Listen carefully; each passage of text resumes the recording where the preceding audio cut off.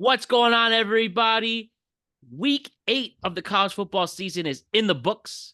And once again, we have top 10 teams losing, another big high-profile coach firing. Yeah. Others teams showing resilience, and a lot more after that.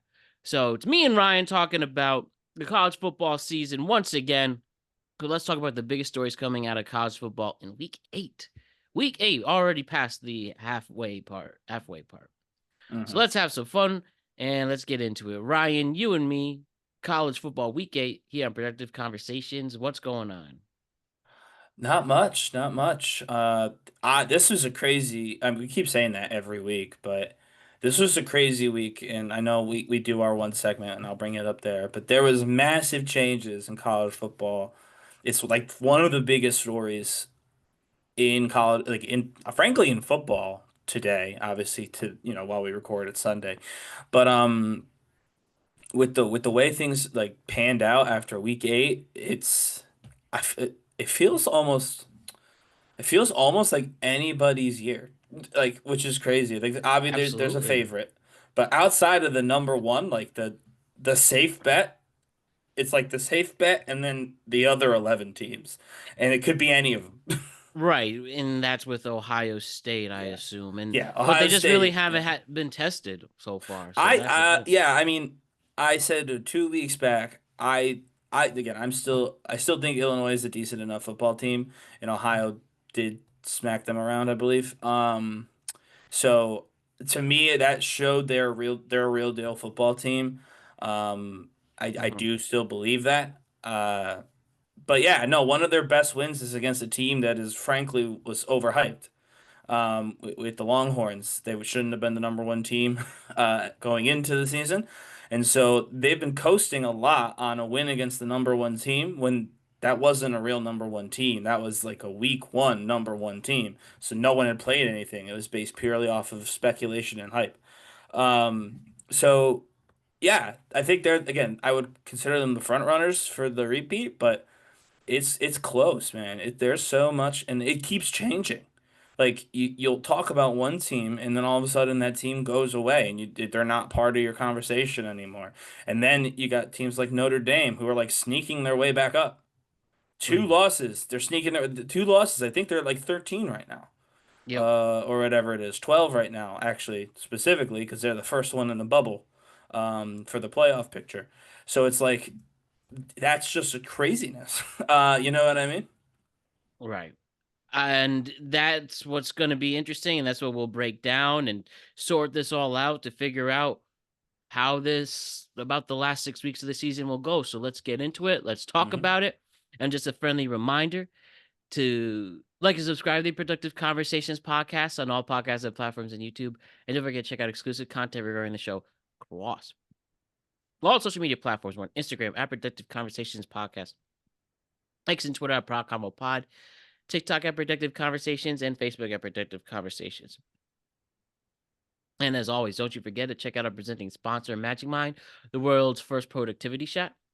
And due to its signature ingredients such as nootropics, adaptions, matcha, Hmm. that it is the world's first productivity shot, an elixir that will make you feel great, have a clear mind, bounce back from whatever you're going through, and live your best life. Go to magicmind.com/PCJune for 48% off your first subscription or 20% off your first one-time purchase. That's magicmind.com/PCJune for 48% off your first subscription or 20% off your first one-time purchase. So just a reminder, we have just 2 shows this week. That is the week 8 recap of the college football season and week 7 recap of the NFL season. We're taking the week off of the tweet cap just to have a breather, and we're back at it on the 28th of October. That's right. So Tuesday, the 28th, we'll be back with more tweet caps for you. And until then, just check out all the great content we're providing for you, all the clips and all the other past episodes and great conversations. And we will continue to make your life better. And by doing that, we'll start with the college football recap week 8, where a lot went down. And before we do what we traditionally do, we go over the top 25 teams. we do have to talk about the dismissal of Billy Napier from Florida. Florida fired head coach Billy Napier on Sunday after a chaotic 23-21 home win against Mississippi State. But for all the gamblers, they didn't even cover, so don't that might have upset people. Napier's 4-year tenure ended with a 22-23 overall record, including 12-16 in the SEC and a 5-17 record against ranked opponents. The final game was marked by multiple questionable plays and penalties, which contributed the decision, including very poor game clock management. Wide receivers coach Wide receivers coach Billy Gonzalez will take over as interim head coach for the remaining 5 games. Florida is going to owe $21 million to Napier in buyout money, but Ryan, clearly going through those statistics alone and seeing some nasty, ugly, underachieving losses in the last 2 years, especially, this should be no surprise on what happened. Yeah, it is funny that they fired him after a win. Too close I of a win, though. No, I mean, yeah, obviously this was a win in name only. I mean, Mississippi is just a better football team than Florida this year, so frankly, Mississippi should be a State. little bit. Yeah. Yeah, sorry, Mississippi State. Yeah. I mean, Mississippi is better than the Gators are too, but Right. they're I better than agree. most teams. Anyway, Mississippi State, Bulldogs, they definitely should be a little bit. I don't want to say disappointed, but disappointed in their performance too. That's just I wanted to throw that out there. It certainly wasn't the best that they've looked as a team this season. But yeah, I mean, even when you look at this Gators game, they I mean it was basically a toss up the whole time. And this team, the expectations going into the season for Napier and the Gators was not one that would put them in a toss-up with an unranked Mississippi State. It just wasn't. The expectations were too high. I mean, DJ Lagway, we mentioned him on this show in the preview as a possible Heisman contender. Like they Yeah, have nowhere talent on close their team, now. and obviously some of that is the talent's fault, right? They're not living up to their ability or their perceived ability, but a lot of that comes from the lack of solid leadership, and it's a consistent problem. The Gators have not been able to get back to form. There was a time when they were like college football. You know what I mean? Like they are Oh, one of yeah. those brands. They're one of those groups that you can hang an entire season around and say, watch this season. And they haven't been that, I mean, in a decent amount of time, and most of that has been during Napier's tenure. Like, you know what I mean? Mhm. I Um, do. so it's really just frankly, it might even have been too long. He may have been given too much time. I'm shocked that James Franklin was fired before Billy Napier. I will say that. I will go on record as saying that. I think both of those decisions make sense to some degree. But I am shocked that Napier made it one whole week longer. So Hmm. yeah, that's really all I could say about Billy Napier. Um, Obviously he's got some sort of ability as a coach. He keeps getting pretty decent gigs, right? So he's convinced somebody that he's worth having around, but I don't know. I maybe he needs to get out of the SEC. I don't know. I really don't. I don't like. Do you have any idea as to what made them think that he was the guy to lead the Gators? I think it just came down to you're asking why they hired him in the first place? I mean, yeah, like obviously he did all right with Louisiana. Like not all right, he did better than all right. But it's just like that's not the same thing. Those are just not the same. It's not the same league. If that makes sense. Like to be able to win in like the Sun Bowl Mhm. is very different, or Sun Belt rather, is very different than playing SEC football. Just to me, it was a weird pick. I don't know why they thought he was going to be the answer to their problems when they replaced Dan Mullen. I guess it came down to going back to back, and he had back to back. Florida had those two national championships with Hmm. Tebow. I think they still strive and think about that time, if that makes sense. Yeah, but And that was a decent amount of time ago. yeah, right. That's another point. But I think that's what it came down to. Just desperation. They wanted to be in the national spotlight. They thought a winning coach at the time could be the person to change the program around, and it just didn't work in these last 4 years. I guess I don't know. To me, it just feels they had the better coach. Like the coaching wasn't the issue at the Florida program. Dan Mullen is currently. I think UNLV could beat the Florida Gators this year. I Why genuinely not? do believe that. So like I just there are obviously problems because you wanted to, the expectations were not aligned with the performance, but it was just a weird pick, in my opinion. And this was the inevitable outcome of elevating somebody who never made sense for the role, personally.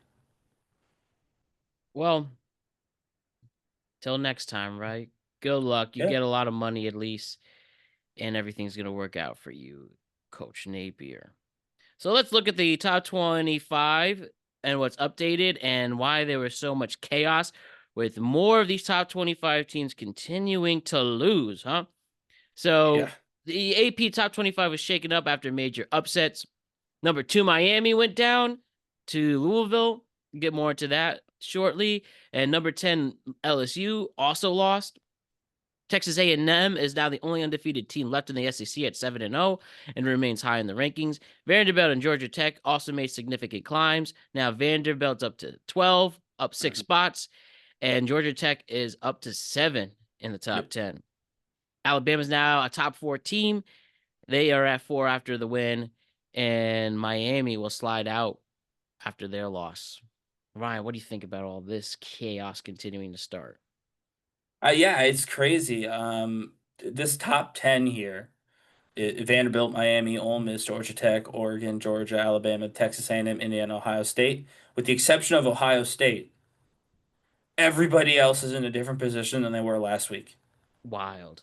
And I was reading somewhere that this is like the most top movement that has been on this board in like a long time, in many decades. Like, but yeah, this is the top 10. This is the first time in a long time that only one team, the number one team, didn't move in the top 10. You had every other team rise or fall, again, some significantly. Georgia Tech up 5, Vanderbilt up 7. Texas Tech and Miami are both down 7, which actually put Texas Tech out of the top 10. Mm-hmm. Um, so you really do have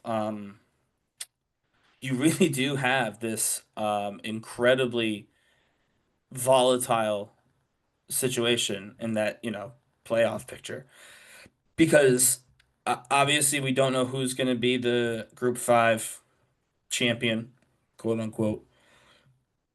Right now, like South Florida is the highest ranked. So if you assume it's them and you put them at the 12 because they're down a little bit, like you got BYU, Vanderbilt, Miami, Ole Miss. You got a whole bunch of teams who uh who are kind of very random uh in this list. Again, Indiana's obviously grown as a last 2 years, but Georgia Tech is the seven. And like this is not me critiquing the list. I think all of these teams are actually pretty much in the right spot.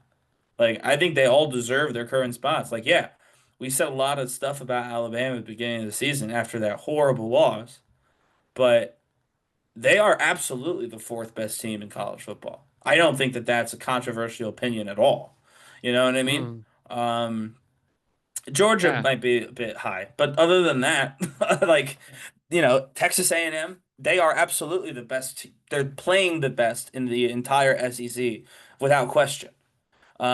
They are. I know we've talked about Ole Miss, which is still playing well, and obviously Bama and Georgia are on here, but they are playing better than every other team in what is supposed to be the most difficult conference to play in, and that's just true. So yeah, it is crazy to follow the rankings every week because each week you'll get a whole platoon swap in positions. And again, people who weren't even in the top 10 are now top 10 teams. People who fell out of the top 10. Uh, yeah, I'm just looking here like, yeah, Georgia Tech wasn't top 10. LSU's gone. Obviously, we saw Tech. BYU's up now. Yeah, Vanderbilt went up. Also, by the way, Virginia's on the rise, which is crazy. But yeah, every week you have a whole new group of top teams, which is not common. Yes, there's always more volatility, but compared to like the NFL, Hmm. but there's usually like a couple of teams that feel like the teams. You know what I mean? Yeah, And but I don't but yeah, I you don't know said. that that's the case this year, Matt, right? Like who are the teams? The ones that like obviously these are the teams to watch. These are like the at the end of the day when the playoffs are all said and done, barring anything crazy and unlikely, these two teams are going to be the national championship teams. Like Mhm. who are those two teams? I'm Ohio gonna tell State is you, the only one you can safely put in that group. yeah, or maybe Indiana. That'd be a nice duel. At least they should duel Hmm each other in the Big Ten championship. That'd be a fun one. I think they will, surely. I mean, I guess Oregon could try and slide in if they Hmm. can beat one of those two, you know? But more than likely it's Ohio State versus Indiana, and I do think that the winner of that is going to the national championship. Um, I would say that that's almost a guarantee. But yeah, outside of if you assume Ohio State, then who else is really the number two team, the team we assume we're going to be watching play in January. I hope 4 weeks from now that's a little more clear. We're just gonna Yeah, have to see where this all lies. So why don't so we it makes it talk? fun though. No, definitely. Very, very much so. I can't wait to see how it all unfolds, especially when we get to these college games in December. So why don't we get into the specific games, Hmm the best ones? Like Yeah. Friday night, where the Louisville Cardinals pulled off a significant upset defeating number 2 Miami 24-21 on the road. The victory marked Louisville's first ever road victory against a top 5 opponent, and it was all Louisville's defense, forcing 4 interceptions from Miami quarterback Carson Beck, including the game-sealing interception with 32 seconds left in the fourth quarter. And now Louisville's 5-1. Miami, who we thought could have been that other established team, that Yep. other team to be in the national championship. hmm Well, they have a harder road ahead now after this loss. Yeah, no, for sure they do. They they lose one more, or honestly, there's a couple of teams if they play a little better, then Miami might not even be in their conference championship. Like they're at number 9 right now. you know, One more Mm-hmm. loss, Virginia keeps rolling. Suddenly you've got Georgia Tech versus Virginia. You know what I mean? Like that's totally plausible. Um, no, and to answer, you said it 100%. There's actually not a lot to cover in this game. The problem was pretty straightforward. It was the 4 interceptions. Mm-hmm. Like just looking at the way the team performed, I mean they were a little bit quiet on offense compared to what they usually are with the second and third quarter not bringing in a ton of points, but they were still pretty consistent, which has always been their thing is consistently moving the ball down the field, consistently coming away with points, and consistently having a decent defensive lineup. And they just had 4 interceptions, and you can't win if you throw 4 interceptions. You can't do it. If you're looking for another thing, like, well, what did Louisville do besides catch 4 interceptions? They did pretty well dominate them in rushing yards. On the ground, Louisville was a much bigger threat than Miami was all game. and the stats bear that out. Um, but that's really, yeah, that's it. Like they were about as efficient on third and fourth down as one another. It's, all negligible stuff with the main exception being four interceptions. And yeah, so this is not a mystery.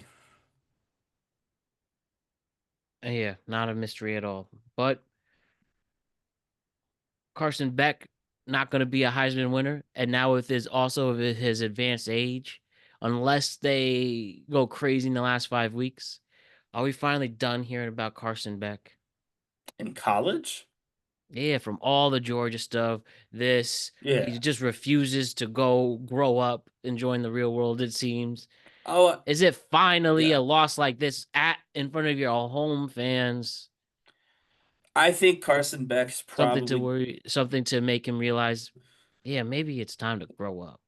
I mean, yeah, he's definitely going to join the NFL this year. Um, I don't know where he gets picked. I don't think he'll be the best quarterback in the class. But the reality is there is this, and again, all media narrative driven idea that Arch is going to play one season, win a national championship, probably the Heisman, and then go play professional football. Like that was the prevailing wisdom 9 weeks ago. Obviously, that's all changed. And so that's left a lot of openings. I think Beck will try and fill one of those openings. So I do think he's done with college. I think he has to be done with college. I really don't see how they could possibly keep him longer. Um, it's soon he could be old enough to coach the team. But yeah, I do think that we're probably done talking about him as a Heisman candidate. We're probably even done talking about him as a national championship contender. It's still very much possible. I don't want to say it's one loss to Louisville, which is a decent team. Conference loss is never good, but it's not like they lost to nobody. Well, it's not a Northern Illinois situation, right? But yeah, this is definitely putting the the personal accolades to rest. He's gonna, if he wants to raise his stock going into his shot at the NFL, he's gonna have to win the conference championship and then probably the national championship if he can. And they can, by the way. They're still a very good football team. This loss by 3 points does not change that. So All right, good perspective. Let's talk about Vanderbilt and LSU right now. hmm So the number 17th ranked Vanderbilt Commodores. They that's right. beat the number 10th ranked LSU by a score of 31-24 in Nashville. An historic win for Vanderbilt. Their first win over LSU since 1990 and improving their record to 6-1. Best start since 1950. Vanderbilt's quarterback Diego Pavia was instrumental, accounting for over 246 total yards and three Yeah. touchdowns, two rushing and one passing. And a team that was a joke in the SEC for so long, these last 2 years, starting with the big upset victory over Alabama to now rising up the ranks. Very impressive stuff, what they're doing. Yeah, no, 100%. And yeah, Diego Pavia is like a lightning rod. I think I know he's small, but I think that's okay. He obviously is a physical player. Again, he's got more rushing touchdowns than throwing touchdowns in this particular game. He's got more rushing touchdowns than the leading rusher, or he's got more rushing yards than the leading rusher from LSU in this game. And obviously two rushing touchdowns, in addition to those yards, and more carries, by the way. So, fun football team, underdog kind of football team, even though they're the number 10 ranked team. They're hardly an underdog in most of these matchups in terms of their ranking and their overall their like record, but they do still have that underdog spirit. It's giving actually Arizona State. And we saw how that went Mm-hmm. last year, and we saw how those individuals have been playing this year, which is to say both pretty good. One still in college, one now a New York Giant. Um, so yeah, I do think that they're fun to watch. And yeah, well deserved. This is 2 years. You're right. People kind of forget. This is not like a random thing. This is like 2 years of building this as an organization. And so also if I know we talked about it last time. If I'm Penn State, this is my guy. This is who I'm calling every day. Set it in a little gift basket because I do think that the Vandy bubble will burst. No offense to the Commodores, but I don't believe they're going to suddenly become a football school.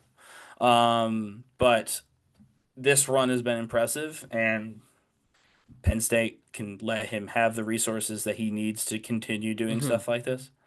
But yeah, Clark Leah is the guy's name, and he's clearly, over the last 2 years, this team has really seen a turnaround. So that's obviously the players, but also the management of the team, the coaches on the team, the whole department, athletics department there have probably done quite a lot back behind the scenes to make it happen.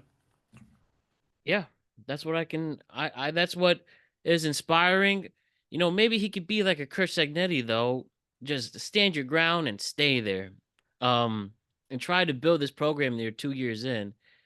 But we'll see how much more money they could offer too. One thing was it you and I talking about because I'm sure very soon, sadly, Mike McDaniel is going to be Yeah, dismissed at the Dolphins. He seems somebody who could, if interested, take that leap of faith, I show agree. show he's a great offensive mind in the pros, maybe can make it work in college.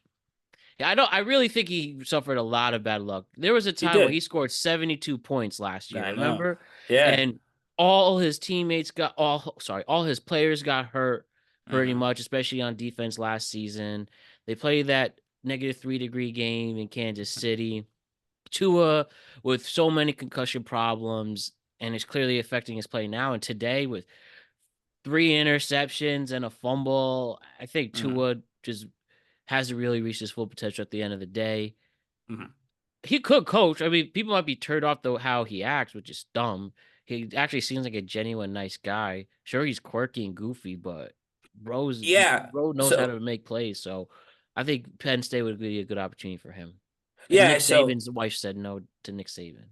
yeah. So I do believe I did bring that up offline about Oh, Mike okay. McDaniels, but Yeah. I do agree that would be actually be my first call. Would be to him. It's flashy. It'll show the donors that you're serious. You went and you grabbed an NFL coach, frankly, an NFL coach who obviously the last 2 years have not been great as a head coach, but his first 2 years as a head coach were phenomenal. So, he's got a mixed bag of results, but it's a small sample of results, and I think his offensive mind will do well in college. I would just say that if they don't, and I think there's a world where they don't, and they go for someone more established in the league, I think McDaniel should jump down anyway. Even if it isn't Penn. Like obviously you don't want to be coaching, like the Delaware or whatever. Like, have a little bit of self-respect. You're a former NFL head coach, but like even a Vanderbilt, if the job became available, would be an interesting place because again, I think his offensive mind is one that would do well for a college offense. But time will tell. And like I said, I do think this coach is another really strong. He's clearly a very good coach, Mhm.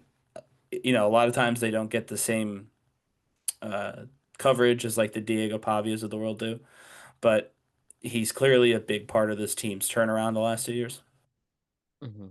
So Tough, cold world out there, Ryan. But why don't yeah. we switch it up to two teams that really showed resilience? Let's mash them in together. Georgia and Alabama show resistance Hmm. from Saturday. Alabama continued its bounce back season under coach Kalen DeBoer, defeating Tennessee by a score of 37-20 for their sixth straight victory after an opening week loss to Florida State.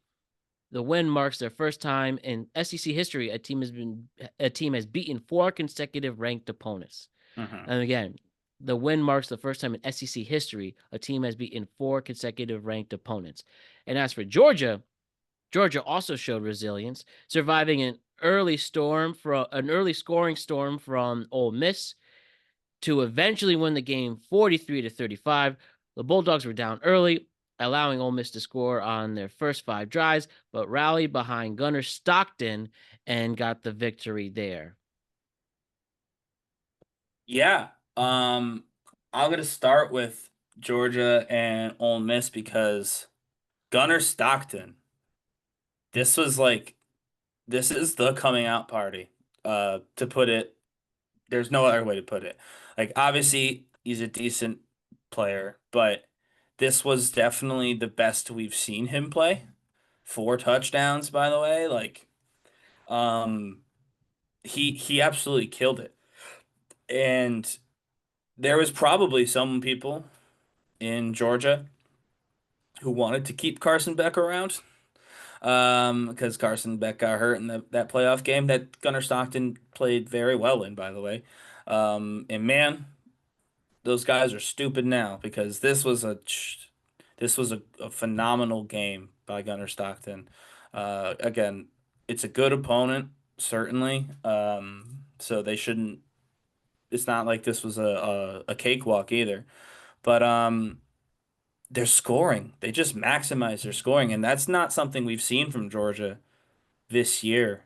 Um, they'll go scoreless for many, many quarters. You know what I mean? They'll have a lot of they have a lot of empty possessions as a general rule. If you watch their games, they're usually not high scoring affairs against strong opposition. But that was not the case here. 43 points. Yeah, I think that's probably my main. I guess my main takeaway from that game was this was clearly the best we've seen from Gunner Stockton and Alabama. They were good. Yeah, I didn't honestly like. I watched the Alabama game. I actually watched it with an Alabama fan, so we were definitely more just like watching it to watch it. Um, more of like a for fun thing. But I think it was a close game. Obviously, it wasn't at the end score wise, but if you watch the two teams play, they were both playing, I thought, decently well. I don't think Tennessee was necessarily looked like they were bad. I didn't look like they were out of it ever. Alabama's just really that good, you know. Mhm. Alabama and Ty Simpson is turning into a sought after quarterback prospect as well. If he could get like if he could get some more solid games after that, I think people will be asking for him to enter that draft. Yeah, I don't actually, and this is true, and I should know it. I'll look it up quick. I don't know what his deal is. He's 22, but it doesn't mean anything, unfortunately. I wasn't Uh, familiar before with him until after this year. well, yeah, that's why I assume he might not be. He's a junior, so he can play. He can play another year if he wants. Um, I don't know. I think he should. It If he depends on what can he wants. Depends on what he's looking for. if he can keep this momentum going, why not?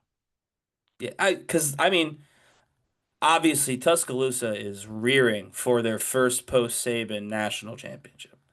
That's the goal.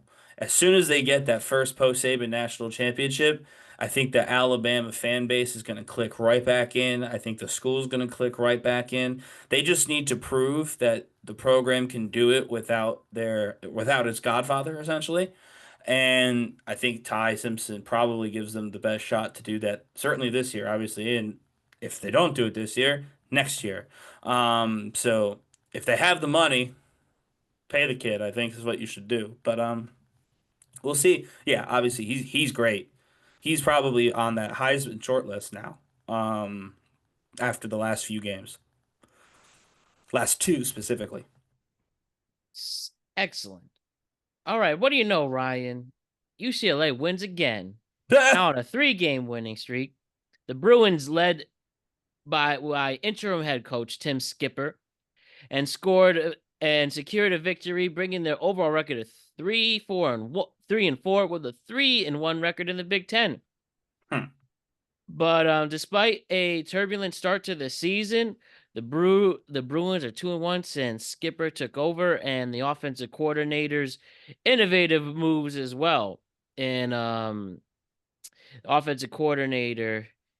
Um, why am I blanking on his name? I'm sorry. And Jerry Neuheisel. Yeah, Jerry Neuheisel. Neuheisel. Dude, You believe in UCLA? I mean, They might even get into a at least like I don't know. That conference record's impressive. Maybe they could get into like I don't know. they need I'm trying to think like an actual prestigious bowl that's not one of the joke bowls, but not one of the New Year's Eve bowls. It's hard. yeah, it won't be one of the New Year's Eve polls. But yeah, But they at need to least win it shows they have a future yeah, they need to again. win 6 games to get Even a though it bowl also I spot. have to say Maryland played poorly, not a Yeah. bad decision making, but a win's a win. Yeah. So I will say that they could easily get a bowl game. I don't know what would be the most prestigious one for a team like this UCLA team. But man, this Jerry Neuheisel, um I feel like he needs to be paying attention to his future now in a way that he probably hasn't. You know what I mean? Like he was just some dude in the background. He was so far on the coaching chart, and now that he's here and he's up in front and he's getting all the news coverage, he may very well find himself in a better program. And I know UCLA is obviously a power school or whatever, but it's not. They did still lose their first 4 games. Uh, so like that's not good. But yeah, no, I could see him getting a big bump. Go. I don't know about head coach, but maybe depending on the school. But I think probably I think there's probably some folks in like the SEC who, or maybe in the ACC, who would be interested in having a new offensive coordinator that's a little bit more explosive. And I think that's the best way to describe his playing or his style. I guess he's not playing, but you know what I mean. Uh, but yeah, dude, Mhm. that last guy, man, he must just not have been like they maybe they weren't practicing, maybe they didn't watch any tape. I have no idea how the last guy Yeah, lost 4 in Deshaun a row. Foster, the first coach. Yeah, like how do you lose all those games? Do you remember him going viral? We did a tweet clap clip. He did a very weird press conference. Was it for this season? It was last year. Was this guy was a coach? Does this look familiar to you? I mean, a little bit, yeah, Well, no need to remember him now. So, yeah, anyways, funny stuff from UCLA. Why don't we talk crazy. about the two remaining undefeated teams? Georgia Hmm. Tech is Yep. undefeated. You know, they're now seventh and controlling their own destiny in the college football playoff. And the other undefeated team, a team, if I remember correctly, um,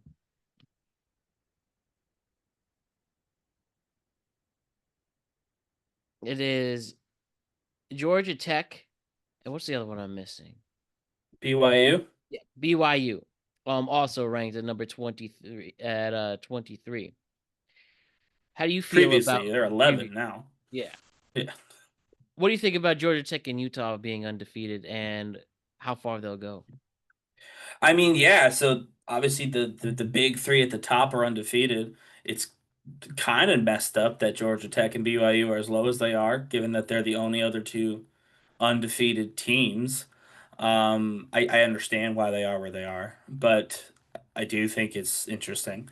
Um, BYU is interesting because I don't know that I even think they're the best team in the Big 12, but clearly they are because they haven't lost yet. You know what I mean?